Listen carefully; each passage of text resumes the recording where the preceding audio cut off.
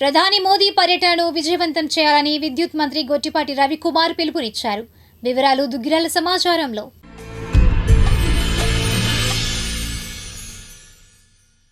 అమరావతి రాజధాని పల్లు ప్రారంభానికి మే 2న రాష్ట్రానికి ప్రధాని నరేంద్ర మోడీ వస్తున్నారని, ఆ పర్యటనకు కూటమి నాయకులు విజయవంతం చేయాలని రాష్ట్ర విద్యుత్ శాఖ మంత్రి గొట్టిపాటి రవికుమార్ తనకు శాసనసభ్యులు అరిమేలి రాధాకృష్ణ పిలుపునిచ్చారు.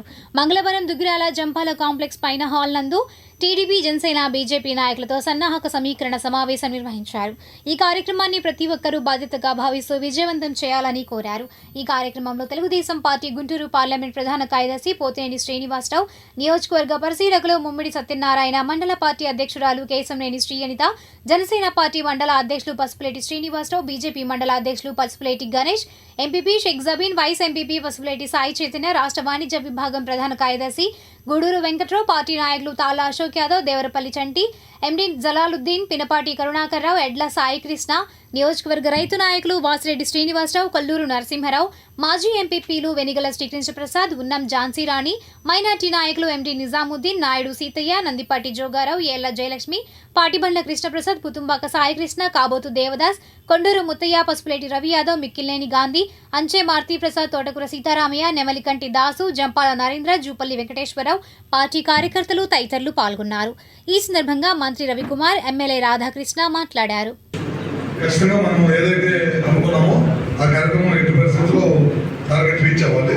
ముఖ్యంగా మనం డ్వాక్రా కింద మనం మాట్లాడుకున్నట్టు ఒక 1000 నుంచి 1100 మంది దాకా డ్వాక్రా మహిళలు వస్తున్నారు. అది వాళ్ళ బాధ్యత తీసుకుంటున్నారు. దాని గురించి పెద్ద ఇబ్బంది లేదు. మనకు వచ్చేసరికి 18 గ్రామాలు ఉన్నాయి. 60 బస్సులు ఇచ్చాము. 60 బస్సులు 3000 మంది దాకా మనకి ట్రాన్స్పోర్ట్ అవకాశం ఉంది.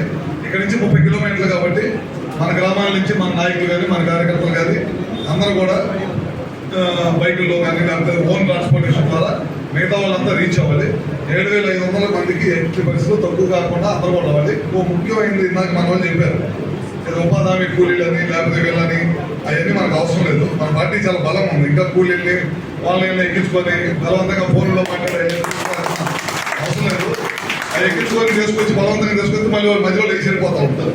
మన క్యాటర్ మన బలంగా ఉండడం ద్వారా మన క్యాటరే వస్తారు. అందరూ కూడా వచ్చేటట్టు చేయండి. ఇది ఇంపార్టెంట్ మీటింగ్. ఎందుకంటే మీ అందరూ తెలియదు కాదు, క్యాపిటల్కి అతి దగ్గరగా ఉన్నారు మీరందరూ. గడిచిన 5 సంవత్సరాలు మన రాజధాని కోసం నిర్మాణం కోసం ఎవరైతే భూములు ఇచ్చారో వాళ్ళందరికీ ఏ విధంగా ఇబ్బంది పడ్డారో మనందరూ తెలియదు కాదు. అందుకని చెప్పి మన దగ్గరలో ఉంటాం. మనం నిర్మాణం చేసుకోవాల్సిన అవసరం ఉంది. మన దేశంలో మన రాష్ట్రానికి తప్పక అన్ని రాష్ట్రాలకు రాజధాని ఉంది. మనది ఒకటే. ఆ రోజు ఎన్టీ రామారావు గారు ఉన్నప్పుడు తెలుగువాడి కీర్తిని ప్రపంచం దాటితే జగన్మోహన్ రెడ్డి వచ్చిన తర్వాత తెలుగువాడి కీర్తిని నాశనం చేసి వదిలిపెట్టారు. అది మళ్ళీ చంద్రబాబు నాయుడు గారితో మళ్ళీ కీర్తి పెరిగింది. తప్పకుండా మనందరం ఈ కార్యక్రమంలో పాల్గొని మంచిగా ఈ ప్రాంతం నుంచి చాలా పెద్ద ఎత్తున రావాలని చెప్పి మరొకసారి కోరుకుంటూ సెలవు తీసుకుంటాం. ప్రారంభోత్సవ కార్యక్రమానికి